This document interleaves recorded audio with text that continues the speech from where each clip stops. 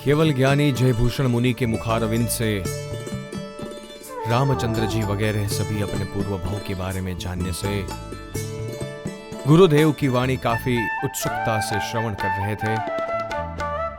आगे बताया कि शंभु राजा द्वारा मारा गया श्रीभूति उर्फ वसुदत्त का जीव स्वर्ग में गया और वहां से च्योकर सुप्रतिष्ठित नगर में पुनर्वसु नाम का विद्याधर बना।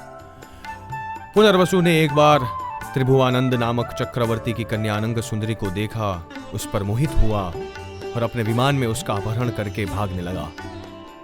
चक्रवर्ती ने भी उसके पीछे विद्याधरों का सैन्य भेजा और आकाश में ही उनके युद्ध होने लगे और उस दौरान अनंग सुंदरी विमान में से नीचे गिरी। पुनर्वसु ने उसको पाने के लिए नियाणा किया और दीक्षा लेकर उग्र तप साधना कर काल धर्म होकर देवलोक में गया।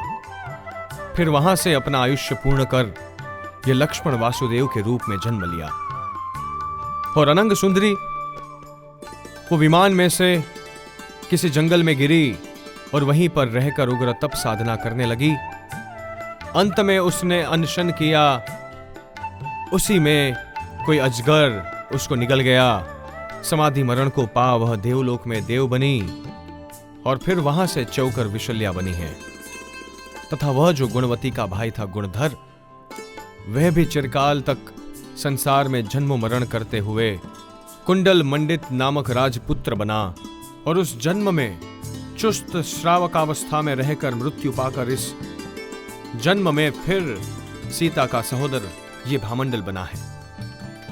अब इसी तरह लव और कुश के पूर्व जन्म के अधिकार गुरु भगवंत बताते हैं कि काकंदी नगरी में वामदेव नामक ब्राह्मण के यहां वसुनंद और सुनंद नामक दो पुत्र हुए। एक बार उन्होंने किसी मास क्षमण के तपस्वी मुनिवर की गोचरी पानी से भक्ति की और पुण्य भाव से वे दोनों मृत्यु पाकर उत्तर कुरु में युगलिक यानी भाई बहन बनकर पति पत्नी बने। मृत्यु पाकर स्वधर्म नामक पहले देवलोक में गए और वहां से च्योकर वापस काकंदी नगरी में ही और वामदेव नाम के ही किसी राजा के प्रियंकर और क्षेमंकर नामक पुत्र बनते हैं। बड़े होकर राजा बने, राज्य पाकर दीक्षा ली और तप साधना कर ग्रेवेयक विमान में दोनों मित्र देव बने एवं वहां का आयुष्य पूर्ण कर इस जन्म में बलभद्र राम और सीता के पुत्र ये लवण और अंकुश बने हैं। यूं जयभूषण मुनि के मुखारविंद से इतने सभी के पूर्व भव सुनकर अनेक लोग वैराग्यवासित बने। राम के सेनापति कृतांतवदन ने भी तत्काल दीक्षा ली। राम और लक्ष्मण जयभूषण मुनि को वंदन कर सीता साध्वी जी के पास जाते हैं और उन्हें भी नमन कर अपने महल की ओर प्रयाण करते हैं। दीक्षा लेकर सीता और कृतांतवदन मुनि वे उग्र तप प्रारंभ किया। फल स्वरूप कृतांतवदन 5वें ब्रह्मदेव लोक में गए और सीता जी भी 60 वर्ष तक विविध तप एवं अंत में 1 महीने का अनशन कर वापस सागरोपम की स्थिति वाले 12वें अच्युत देवलोक के इंद्र बनते हैं। आगे चलकर वैताढ़्य पर्वत के कांचनपुर नगर के राजा कनकरथ का वर्णन जैन रामायण में आता है कि उनकी मंदाकिनी और चंद्रमुखी नाम की 2 राजकुमारी थी और उनके स्वयंवर में उसने राम लक्ष्मण को सहपरिवार आमंत्रित किया था। सभी राजाओं का स्वयंवर मंडप में आगमन हुआ। सभी बैठे, तब मंदाकिनी ने अनंग लवण उर्फ लव और चंद्रमुखी ने मदनान कुश उर्फ अंकुश उर्फ कुश के गले में वरमाला डाली। तब लक्ष्मण जी के श्रीधर वगैरह 250 पुत्र क्रोधित होकर लव और कुश से युद्ध करने के लिए तत्पर हुए। उनके ये तेवर सुनकर लव और कुश ने समता धारण कर कहा कि वे तो हमारे भाई ही हैं, हमें उनसे युद्ध नहीं करना है। जबकि राम लक्ष्मण के भी छक्के छुड़ाने वाले लव कुश उन 250 लक्ष्मण पुत्रों पर बहुत भारी थे, फिर भी उन्होंने लक्ष्मण काका के पुत्र के नाते समता रखी। ये जानकारी श्रीधरादि 250 लक्ष्मण पुत्रों को मिलने पर वे भी आत्मनिंदा में उतरे। लव कुश से क्षमा याचना कर वैराग्यवासित बन माता पिता की आज्ञा लेकर महाबल मुनि के पास जाकर दीक्षा लेते हैं और लव कुश उन कन्याओं के साथ शादी कर राम लक्ष्मण के साथ अयोध्यापुरी में जाते हैं। जैन रामायण में भामंडल का भी वर्णन आता है कि वे अपने राजमहल की अगाशी में एक बार बैठे बैठे विचार कर रहे थे कि मैंने वैताढ़्य पर्वत की दोनों श्रेणियां अपने कब्जे में कर संसार की तो सर्व सुख संपदा पाली है, किंतु अब जल्दी से मेरी बहन सीता की तरह मैं भी दीक्षा लेकर आत्म कल्याण साध लूं तो मेरी सारी मनोकामना पूर्ण हो जाएगी। और ऐसे शुभ विचार में खोए थे कि तत्क्षण उनके ऊपर बिजली गिरी और उसी वक्त मृत्यु पाकर देव कुरुक्षेत्र में युगलिक के रूप में जन्म लिया।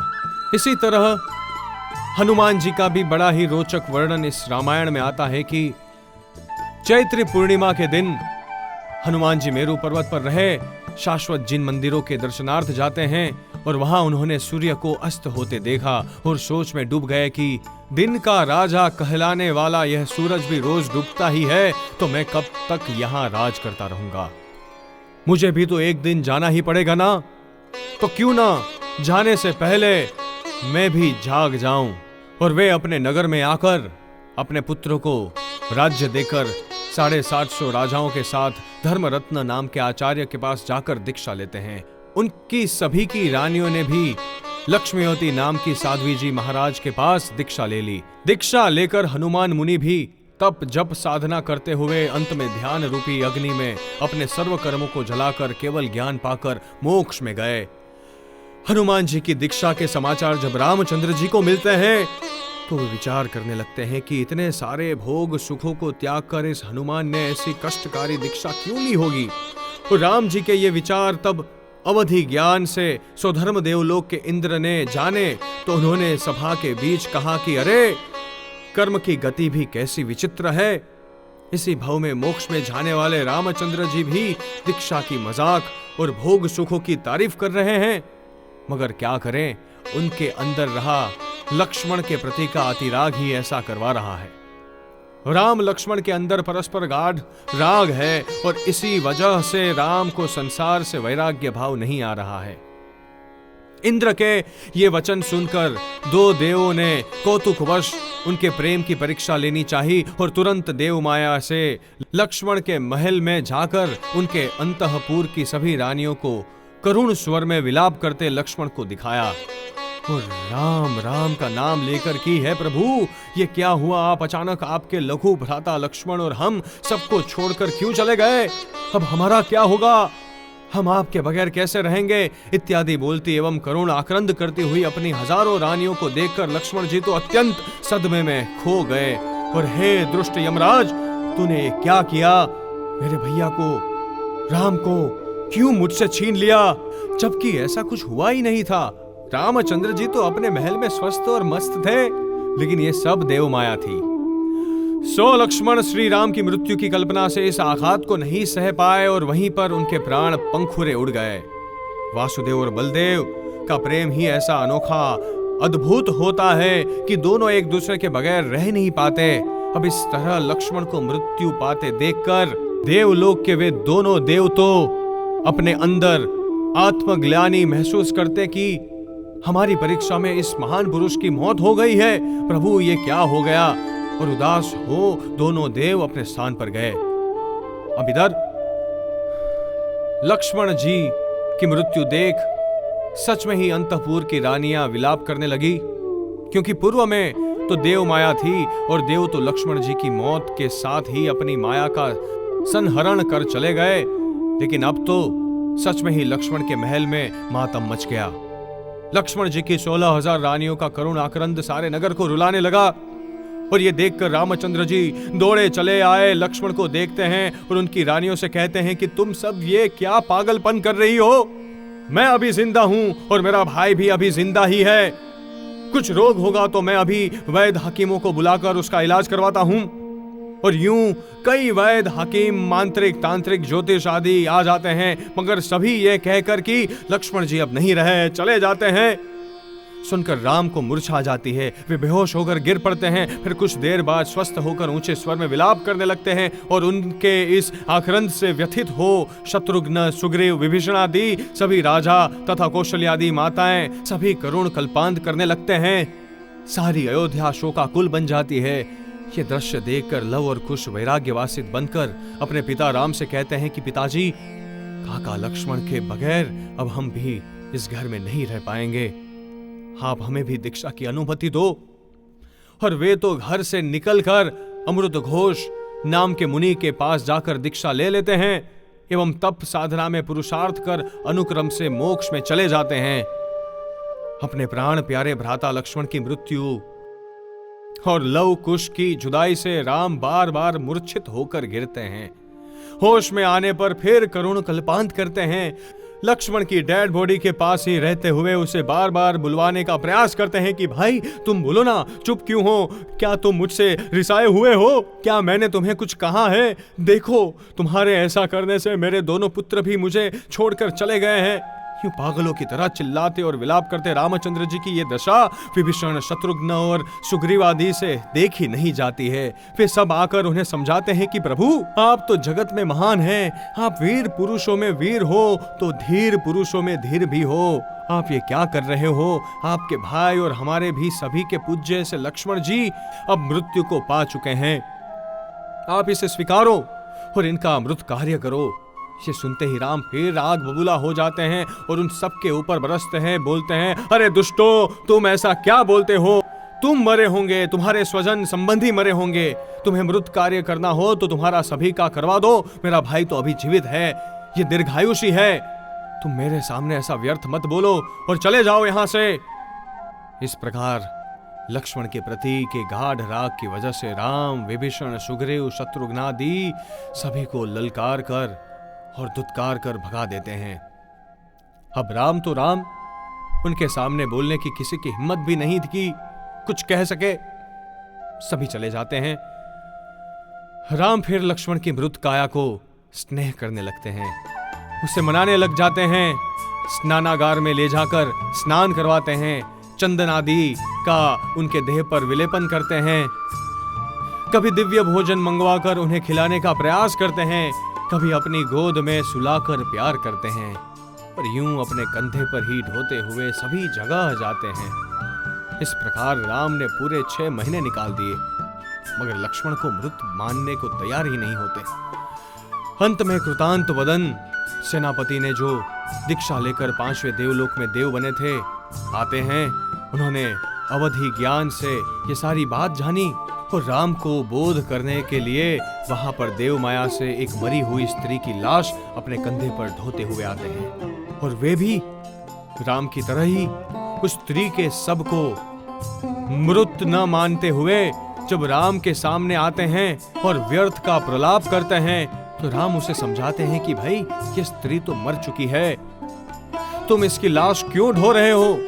तब वह देव कहता है कि फालतू बकवास मत करो, मेरी स्त्री तो जिंदा है और तुम अपने भाई की लाश ढो रहे हो।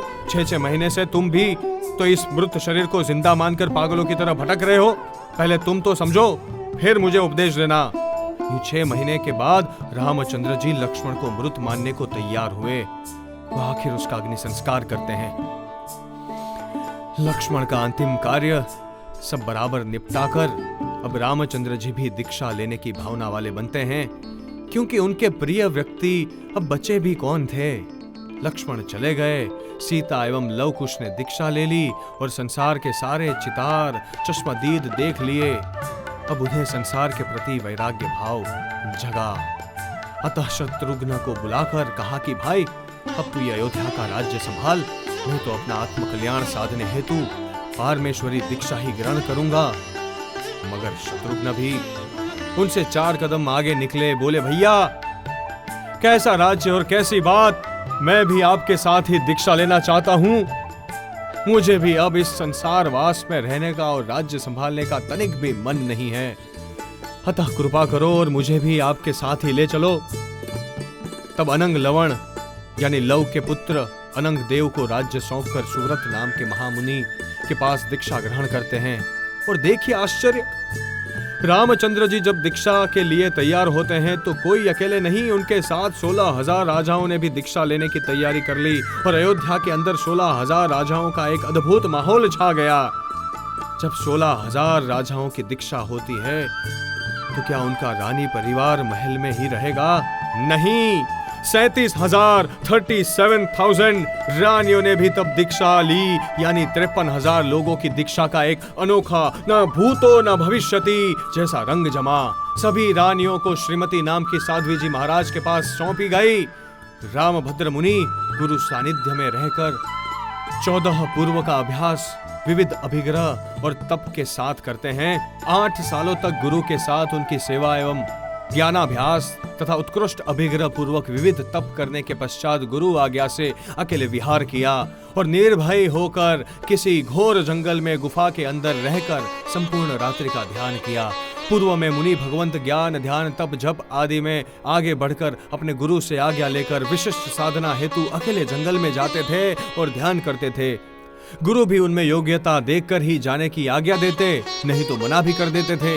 राम मुनि में ऐसी पावत्र और योग्यता देखकर गुरु ने आज्ञा दी और राम मुनि ने प्रथम दिन के ही ध्यान में रात्रि में निर्मल अवधि ज्ञान प्राप्त कर लिया।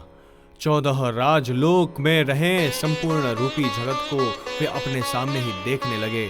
लक्ष्मण की भी स्थिति उन्हें दिखाई दी। तब राम मुनि विचार करते हैं कि मेरे भाई लक्ष्मण ने 100 वर्ष कुमार अवस्था, 300 वर्ष मांडलिक रूप में, 40 वर्ष दिग्विजय करने में और 11,560 साल वासुदेव की बुद्धि स्वरूप राज्य भोगने में बिताकर ये कुल 12,000 वर्ष का आयुष्य पूर्ण किया, लेकिन इसमें कुछ भी सत्कर्म न कर सका और मनुष्य जन्म मात्र सुख भोग में ही पूर्ण होकर व्यर्थ गया। अतः अब मुझे जाग जाना चाहिए और जितनी ज्यादा से ज्यादा और जल्दी से जल्दी हो सके सर्व कर्म का छेदन करने हेतु जोरदार पुरुषार्थ करना चाहिए। ये सोचकर राम मुनि उत्कृष्ट कक्षा का ध्यान लगाते हुए विचरण करते हैं। अपने संयम जीवन में तनिक भी दोष न लगे इसका पूर्ण ध्यान रखते हुए संयम जीवन में निरंतर आगे बढ़ते हैं। एक बार 6 उपवास के पारने में गोचरी हेतु किसी स्पंदन स्थल नाम के नगर में गए तो उनके मुनि अवस्था में अद्भुत रूप को देखकर स्त्रियां उन्हें एक टस देखती ही रह जाती है। उनको आहार आदि से भक्ति करने के लिए विविध भोजन सामग्री से पात्र भरकर उन्हें वहराने के लिए आपाधापी करती है और इस कारण उस पूरे नगर में इतना शोरगुल मच गया कि हाथी अपने आलान स्तंभ उखेड़कर इधर उधर भागने लगे, घोड़े भी भड़कने लगे और पूरे नगर में भयंकर कोलाहल छा गया। यह दृश्य देखकर राम मुनि आहार लिए बगैर ही नगर से बाहर निकल गए और राजगृह नगर में रूखा सूखा एवं बचा हुआ आहार लेने के लिए गए। वहां के राजा प्रतिनंदी ने उन्हें वैसा बिल्कुल निर्दोष आहार वहराकर पारणा करवाया। सुपात्र दान की इस भक्ति से देवों ने राजा के यहाँ वसुधारादि 5 दिव्य प्रकट किए। पारणा करने के पश्चात राम भद्र वापस जंगल में चले जाते हैं और फिर पूर्ण आत्मार्थी बने श्री राम मुनि विचार करते हैं कि मेरे नगर में जाने से भी कितनी अव्यवस्था होती है, कितना शोरगुल मचता है, कैसे अनर्थकारी परंपराएं खड़ी हो जाती हैं। अतः आज के बाद मैं किसी भी नगर में नहीं जाऊंगा और बस जंगल में रहकर ही ध्यान करूंगा और मुझे इसी जंगल में यदि शुद्ध भिक्षा मिलेगी तो पारणा करूंगा, नहीं तो अब मैं पारणा भी नहीं करूंगा। ऐसा अभिग्रह धारण कर लेते हैं। इस तरह के उत्कृष्ट अभिग्रह के साथ अपने शरीर के प्रति की तनिक भी मोह माया न रखते हुए श्री रामभद्र मुनि परम समाधि को पाकर प्रतिमाधारी होकर रहने लगे और यूं दुस्तप तप तपने लगे।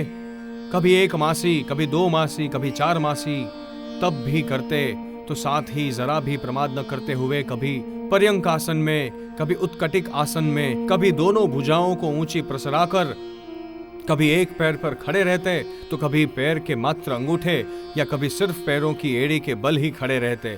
यूं विविध मुद्रा में रात्रि निर्गमन करते हुए ध्यान दशा में रहने लगे।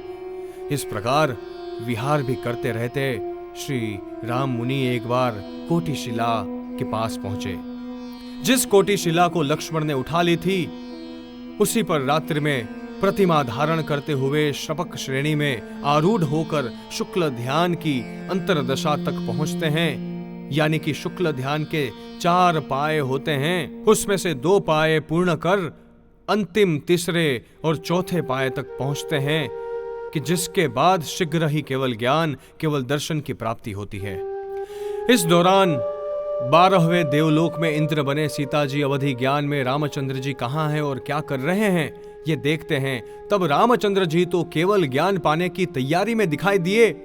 ये दृश्य देखकर सितेंद्र सोचते हैं कि अरे ये रामचंद्र जी यदि केवल ज्ञान पा लेंगे तो मोक्ष में चले जाएंगे, फिर मेरा तो इनसे मिलना ही नहीं होगा। देखो ये संसार की कैसी मोह दशा। अब रामचंद्र जी तो सीता के प्रति की तनिक भी राग दशा नहीं रखते हैं, वे तो वितरागता के शिखर पर पहुंचने की तैयारी में हैं, लेकिन सितेंद्र का राम के प्रति अनुराग अभी अकबंद है। वे फिर दोबारा राम से मिलन चाहते हैं। अतः राम को केवल ज्ञान न हो और राम की देवलोक में आकर उनके साथ ही उनके मित्र देव के रूप में जन्मे और फिर वापस दोनों साथ ही मनुष्य जन्म को पाकर फिर अपना घर संसार बसाएं, ऐसा सितेंद्र के दिल की तमन्ना होती है। अतः सितेंद्र राम मुनि को उनके ध्यान से चलित करने के लिए अनुकूल उपसर्ग करने हेतु कोटि शिला के वहां पहुंचते हैं। सितेंद्र राम मुनि के पास आकर उस वन को एक भव्य उद्यान के रूप में बना दिया और देव माया से ही वसंत ऋतु का माहौल सर्जित कर दिया।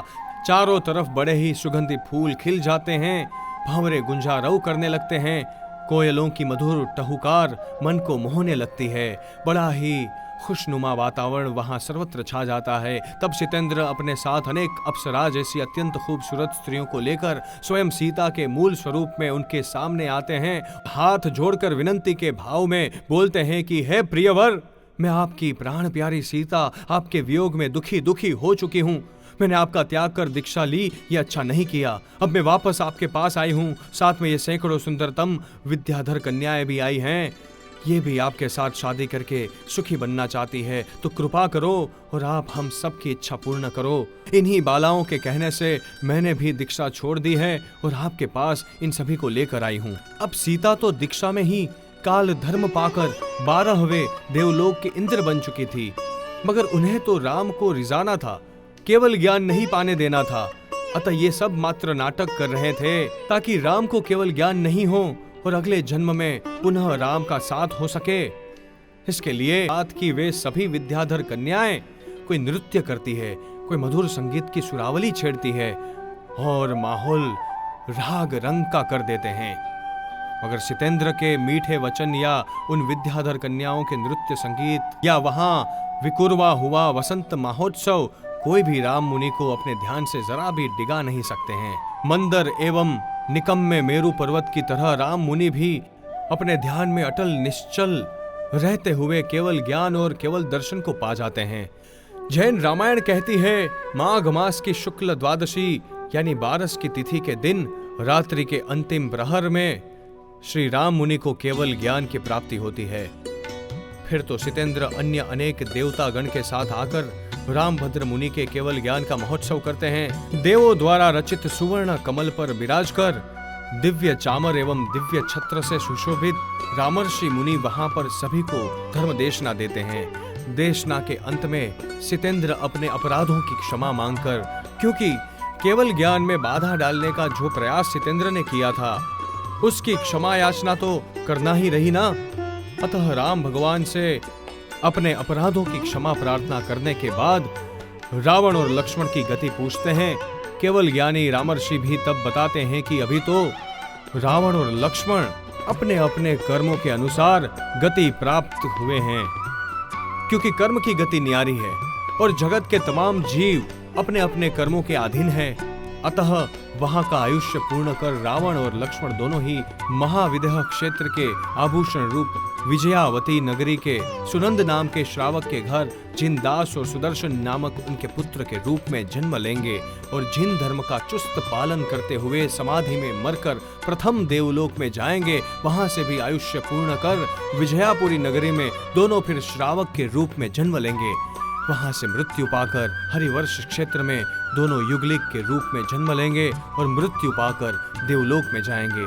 वहां से फिर विजयावती नगरी में ही कुमारवर्ती राजा के यहाँ दोनों राजपुत्र के रूप में जन्म लेंगे। रावण का जीव जयकांत और लक्ष्मण का जीव जयप्रभ नाम धारण करेंगे और वहां दीक्षा लेकर शुद्ध संयम पालन कर दोनों लांतक नाम के छठे देवलोक में देव बनेंगे। ये सब केवल ज्ञानी भगवान राम के द्वारा और सितेंद्र के पूछने पर रावण और लक्ष्मण के आगामी जन्मों की भविष्यवाणी हो रही है। फिर रामर्षि कहते हैं कि इनका दोनों का छठे देवलोक का आयुष्य पूर्ण होगा, तब तक तुम्हारे भी 12वें देवलोक का आयुष्य पूर्ण हो जाएगा और तुम भरत क्षेत्र में सर्वरत्नमती नाम के चक्रवर्ती राजा बनोगे तथा रावण और लक्ष्मण के जीव छठे देवलोक से निकलकर तुम्हारे ही इंद्रायुध एवं मेघरथ नामक पुत्र बनेंगे। ये भी कैसी कर्म की विडंबना! जो रावण और लक्ष्मण परस्पर शत्रु थे, वे अब हर जगह भाई और मित्र देव के रूप में संबंध करेंगे और जिस सीता के प्रति रावण कामांध बना था उसी का बेटा बनेगा, यानी कि सीता और रावण आगे चलकर बाप बेटे बनेंगे। तो राम मुनि कहते हैं कि चक्रवर्ती बनकर तुम यानी सितेंद्र फिर अंत में दीक्षा लोगे और उत्कृष्ट चरित्र पालन कर अनुत्तर विमान में देव बनोगे। इंद्रायुध जो रावण का जीव है, वह भी शुभ गति वाले 3 भव करके तीर्थंकर नाम कर्म का बंध करेंगे और तीर्थंकर बनेंगे। तब अनुत्तर विमान का अपना आयुष्य पूर्ण करके तुम भी मनुष्य लोक में जन्म लेकर उनके गणधर बनोगे और अंत में इस तरह से तुम दोनों का मोक्ष होगा। लक्ष्मण का आत्मा जो कि तुम्हारा मेघरथ नाम का पुत्र बनेगा, वह भी शुभ गति में जाकर पुष्करवर द्वीप के पूर्व विदेह की रत्नचित्रा नगरी में चक्रवर्ती बनेगा और दीक्षा लेकर वह भी अनुत्तरवासी देव बनेगा और आगे चलकर वह भी तीर्थंकर बनकर मोक्ष जाएंगे।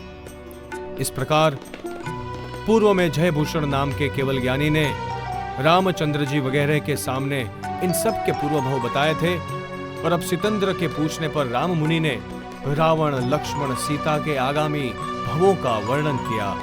उसमें रावण और लक्ष्मण दोनों भी भविष्य में तीर्थंकर बनेंगे और सीता जी रावण के तीर्थंकर बनने पर उनके गणधर बनकर मोक्ष जाएंगे। रामर्षि के मुख से अपना और रावण का तथा लक्ष्मण का भविष्य जानकर सितेंद्र पुनः राम भगवान को वंदन कर अपने 12वें देवलोक में चले जाते हैं।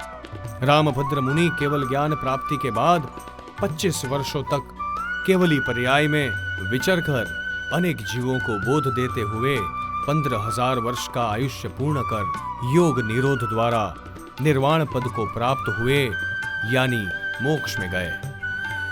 यूं जैन रामायण जीवन जीने की कला सिखाती है, जीवन का आदर्श बताती है। रामायण का अंतिम संदेश यही है कि मानव बनकर मुनि बनो और मोक्ष में जाओ। सभी भविजन रामायण के इन प्रवचनों से जीवन में प्रेरणा लेकर अपना आत्म कल्याण का मार्ग प्रशस्त करें। जैन रामायण के इन प्रवचनों के द्वारा कहीं भी कुछ जिनाज्ञा विरुद्ध प्ररूपण हुआ हो तो त्रिविध मिच्छामि दुक्कडम।